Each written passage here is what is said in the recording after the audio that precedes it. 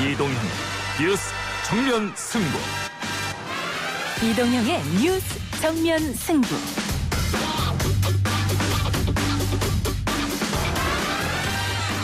청취자 여러분 안녕하십니까, 이동형입니다. 더불어민주당이 박덕흠 전 국민의힘 의원에 대한 징계안 국회 윤리위에 제출했습니다. 더불어민주당 정치개혁 TF는 비리 의혹으로 얼룩진 박덕흠 의원에 대해 국회 윤리특별위원회에 제소할 예정입니다. 국민의힘은 반성하고 강력한 징계가 의결될 수 있도록 협조해야 합니다. 더불어민주당 정치개혁 TF 소속 김남국 의원은 국민의힘을 향해서도 협조를 요청했는데요. 일부에서 김남국 의원에게 직접 이야기 들어봅니다. 한국판 유지의 기본 정신으로 지역균형 유지를 추구하고자 합니다. 대한민국을 지역에서부터 역동적으로 변화시키겠다는 정부의 강력한 의지입니다. 어제 문재인 대통령은 한국형 뉴딜의 지역균형 뉴딜이 핵심 축이 될 것이라며 지역 발전을 강조했습니다. 지역균형 뉴딜이 어떤 방향으로 어떻게 추진될 예정인지 2부에서 이재영 행정안전부 차관으로부터 들어봅니다. 지금부터 매일 방송 MBN은 종합편성 채널로 종합방송을 시작합니다. MBN이 종합편성 채널 설립 과정에서 자본금을 부당하게 충당했다는 의혹과 관련해서 징역형 집행유예 또는 벌금형을 선고받았습니다. 방통위가 MBN에 대해 방송 승인 취소 통보를 했다는 내용의 사설 정보지가 돌아다니면서 혼란을 줬는데요. 아직 확정이 난 건 아니지만 일정 수준 이상의 처분이 내려질 것이란 건 분명해 보입니다. 3부에서는 MBN을 비롯해서 종편 재승인 문제와 더불어 국가 이슈들 최진봉 성공회대 교수와 함께 정리해보고요. 클레이코트의 제왕 나달이 세계 1위 조코비치를 상대로 예상 밖 완승을 거두고 13번째 프랑스 오픈 정상에 올랐습니다. We had an amazing rivalry for such a long time. It's something in some way beautiful, I really believe. Now let's see what's going on. 한 주간의 스포츠 소식을 알아보는 시간입니다. 4부 스포츠 측면 승부 시간에서는 테니스 메이저 대회 최다 우승 공동 1위를 기록한 라파엘 나달과 국내 프로야구 5강 윤곽 소식 등을 유쾌한 두 남자 김기혁, 최영진 아나운서와 함께 풀어보겠습니다. 10월 14일 수요일 이동형의 뉴스 정면 승부 시작합니다.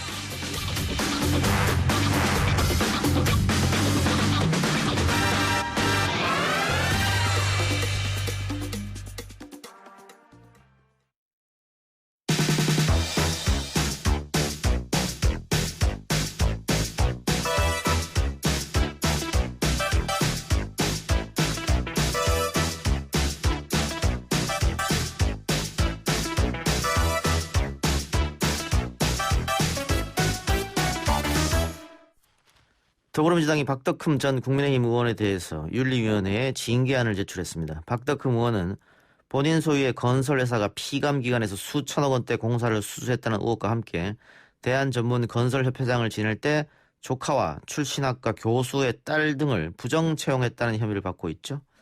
오늘 기자회견을 통해 국회 윤리위에 박덕흠 의원을 제소한 김남국 더불어민주당 의원 연결해서 이야기 나눠보겠습니다. 의원님 나와 계십니까? 네, 안녕하세요. 안산 단오늘의 김남국입니다. 박덕흠 의원은 이해충돌 의혹을 받고 국민의힘에서 결국 탈당을 했는데 윤리위에 제소해야겠다라고 판단한 이유가 어디에 있습니까? 네, 우선은 형사처벌 수사 결과를 기다리지 않아도 현재 나오고 있는 여러 비위 사실이 국회의원이 가져야 될 기본적인 어떤 도덕적인 의무나 윤리에 상당히 위배되었다라고 판단을 했습니다. 예. 그래서 이것을 수사 결과를 기다려서 국회가 무엇을 한다라고 하는 것은 국민들에 대한 예의가 아니다. 기본적인 어떤 도리가 아니라고 판단을 했고요. 국회 스스로가 자정 능력을 보여줘야 된다라는 판단 아래 이번에 좀 징계안을 제출하게 되었습니다. 징계가 되면 그 높은 수위의 징계는 어디까지 가는 거예요? 제명까지 처분도 가능하다고 보이고요. 예. 이제 징계라고 하는 게 이제 기본적으로 징계권자의 재량에 맡겨져 있거든요. 예. 근데 그렇다라고 해서 징계에 대한 어떤 기준이 아예 없는 것은 아니고, 기본적으로 비위에 맞는 그런 책임에 따르는 그 징계가 되도록 되어 있는데요. 예. 우리 대법원 판례나 기본적으로 정부에서 하는 공무원에 대한 징계는 비위의 내용과 정도, 성질, 그리고 징계를 통해서 이루고자 하는 여러 가지 목적들을 종합적으로 고려하도록 되어 있습니다.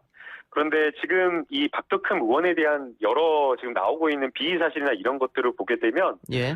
단순하게 그냥 도덕적 윤리적 문제를 넘어서 형사처벌로 갈 만한 부패적인 어떤 그런 사안과 맞닿아 있고, 그 다음에 이 내용이나 이런 것들을 보면 그냥 일시적으로 우발적으로 이렇게 했던 것이 아니라 인식을 본인이 인식을 했는지 안 했는지는 정확하게 따져보기 어렵지만 인식을 했다라고 볼 만한 그러한 여러 가지 정황들이 많이 보입니다. 예. 그래서 이러한 것들에 비춰 보면 만약 그 윤리위에서 이런 것들을 종합해서 판단한다고 보면 저는 제명까지 중징계해야 될 만한 충분한 사안이 된다라고 보입니다. 근데 의원님도 아시겠습니다만 20대 국회에서 국회의원 징계안이 윤리위에 47건이 회부됐었는데 징계안 결국 0건이었습니다. 한 명도 처벌받지 않았거든요. 또 그렇게 되는 거 아닙니까? 네, 저도 이거를 조금 이제 찾아보니까요.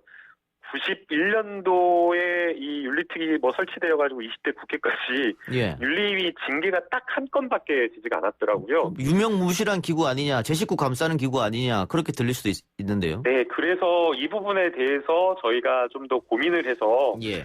21대 국회에서는 정말 달라진 국회를 좀 보여야 되고 국민들로부터 정치가 신뢰받고 국회가 신뢰받는 모습을 보여야 된다면 바로 이런 것부터 고쳐 나가야 된다라는 생각 아래 저희가 정치개혁 TF에서 이해충돌 방지법 제도적인 어떤 개선을 포함해서 윤리특위가 실제 정말 상설화되어서 정말 제대로 된 역할을 하는 것까지 함께 지금 고민해 보려고 하고 있습니다. 야당의 협조가 필요하지 않겠습니까? 그러려면? 네, 야당도 이 부분에 대해서는 동의할 것으로 보이고요.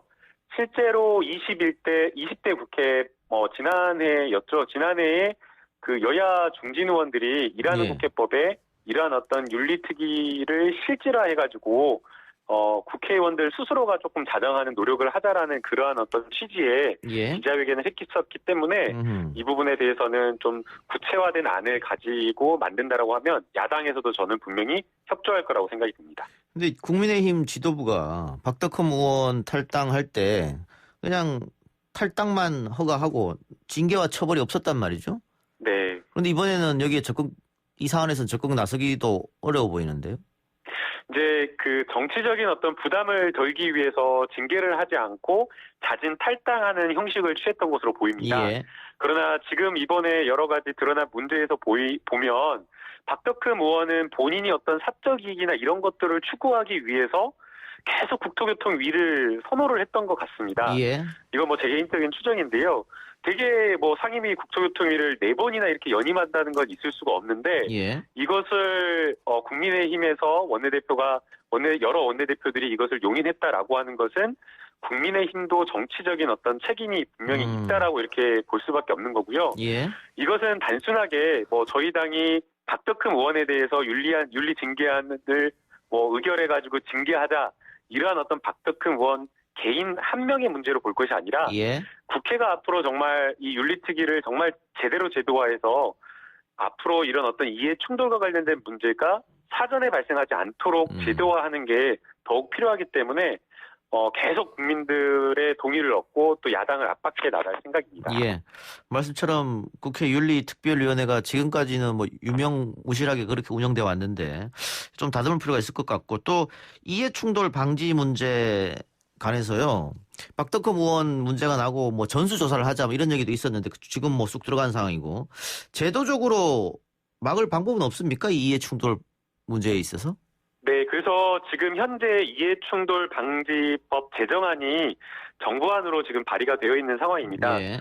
문재인 대통령도 이제 공직 사회부터가 투명하고 청렴해야 된다라는 그 인식 아래 이번에 이제 반드시 이해충돌 방지법 제정안을 통과시키겠다라는 그런 좀 강한 의지가 있는 것으로 보이고요. 예. 제가 이제 정부안으로 쭉 발의된 것을 좀 검토를 해봤는데 이게 기본적으로는 그 공무원들에 대해서 이해충돌 방지법 제정안이 이렇게 마련되다 보니까 의회직, 국회의원이나 지방의회에 있는 의원들에 대한 어떤 이해충돌을 방지하는 데에는 다소 미흡한 점이 있습니다.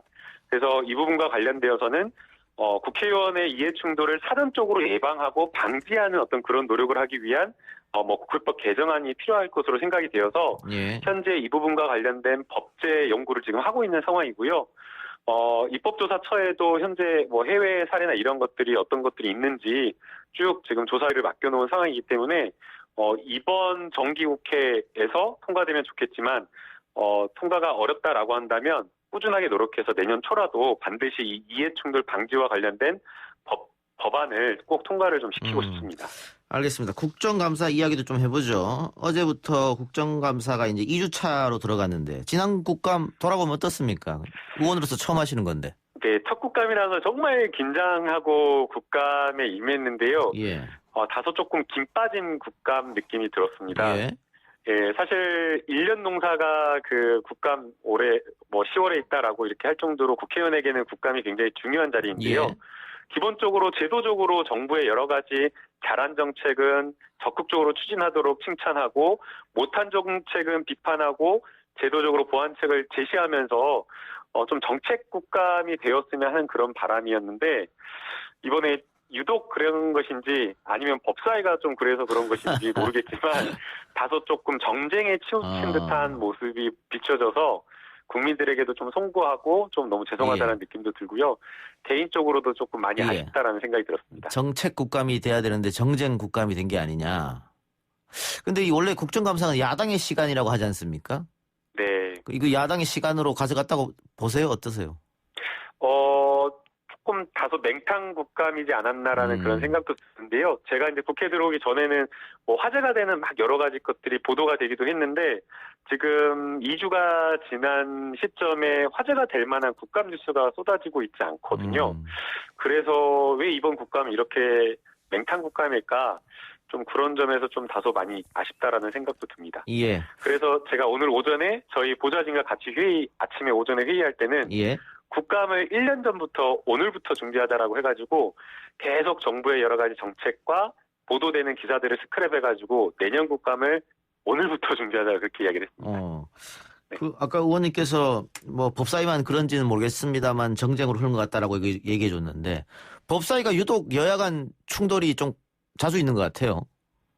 그래서 이게 막 포탄과 막 총알이 날아다니는 상임이라고 이렇게 조언을 해주시더라고요. 그래서 이제 그럼에도 불구하고 법사위에 다른 여러 가지 타 상임위 법안들이 많이 올라오고 반드시 법사위를 통과해야 되기 때문에 법사위에서 충분한 그 토론과 논의를 거쳐서 본회의에 올라갈 수 있도록 좀 정책 토론이 이루어질 수 있도록 노력할 계획입니다.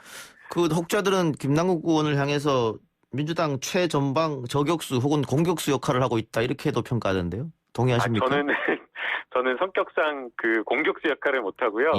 그냥 또 막내 초선 의원으로서 수비수 역할이라고 해야 될까요? 제가 이번에 국회에서도 다선 의원들, 많은 선배 의원들에게 부탁한 것이 좀 민생을 챙기고 정책 국감, 정책 토론을 좀 하자라고 말씀을 드렸습니다. 법사위에서 사실 그 개원을 하고 나서 정말 굵직굵직한 쟁점들이 많은 법안들이 많았거든요. 임대차 3법, 3법 개정안, 그 다음에 또 행정기본법 개정안 너무나 많은 여러 현안들이 있었는데 이런 것들은 다 질의하지도 않고 제대로 토론하지도 않고 맨날 그 추미애 장관 아들 사건과 관련되어서만 토론하다 보니까 도대체 이게 인사청문회인지 법사위 상임위인지 모르겠다라고 하면서 좀 이러지 말자라고 이렇게 말씀을 드렸는데 앞으로는 좀 저희 상임위도 법사위도 제대로 된 어떤 토론하는 논리를 가지고 근거를 가지고 좀 토론하는 그런 국회를 만들어가도록 하겠습니다. 알겠습니다. 민주당이 공수처장 후보 위원 추천 시한을 국정감사 종료일이죠. 26일로 일단 못을 박은 상태입니다. 아직 국민의힘 쪽에서는 추천을 하지 않고 있는데 만일 26일이 지나도 국민의힘이 추천하지 않는다면 그때는 어떻게 하는 겁니까? 네, 이낙연 대표님께서 오늘 추미애 법무부 장관과 이 공수처 준비단을 직접 현장에 찾아가서 공수처가 출범하는 것을 지금 점검하고 있는 상황인데요. 참으로 안타깝습니다. 이 물적 선비도 다 갖춰져 있고 공수처를 출범하기 위한 준비단도 갖춰져서 다 준비하고 있는데 공수처장만 추천을 못해가지고 국회가 그 역할을 제대로 못해서 공수처가 법에 따라 출범하지 못하고 있다라고 하는 것은 매우 국민들께 송구하고 잘못되었다라고 생각이 들고요. 그래서 더 이상 기다릴 수 없다라고 생각이 됩니다. 이 그 공수처 법이 올해 1월 14일 날 통과가 되었고 시행된 것은 7월 15일입니다. 시행됐죠. 그러면 거의 벌써 1년 가까이 준비할 수 있는 시간이 되었는데도 불구하고 아직까지도 2명의 추천위원을 추천하지 못한다라고 하는 것은 납득하기가 어렵고요. 더 이상 기다릴 수 없다라는 그러한 어떤 생각 아래 이낙연 대표님께서 딱 시한을 10월 26일 딱 그때로 잡은 것 같습니다. 이 10월 6일이 국감이 끝나는 날이거든요. 그래서 예. 10월 26일 국감이 끝나면 이 상임위 제1소위를 열어서 지금 현재 발의된 공수처 개정안을 통과시키는 그런 생각까지도 원칙적으로 가지고 있습니다. 예. 국민의힘 쪽에서 공수처를 향해서 시행되지 않는 법을 고치는 게 어디 있느냐라고 했는데 7월 달에 시행은 됐고요. 출범만 아직 안 했을 뿐이죠. 네, 그래서 저희가 뭐 개정안을 고치겠다라는, 그러니까 지금 공수처 안을 무조건 고치겠다라는 게 아니고요. 국민의힘이 추천을 하지 않으면 부득이하게 어쩔 수 없이 고쳐서라도 출범할 수밖에 없다라는 원론적인 입장입니다. 알겠습니다. 의원님 남은 국감 수고하시고요. 오늘 인터뷰 고맙습니다. 네, 감사합니다. 열심히 하겠습니다. 예, 지금까지 더불어민주당 김남국 의원이었습니다.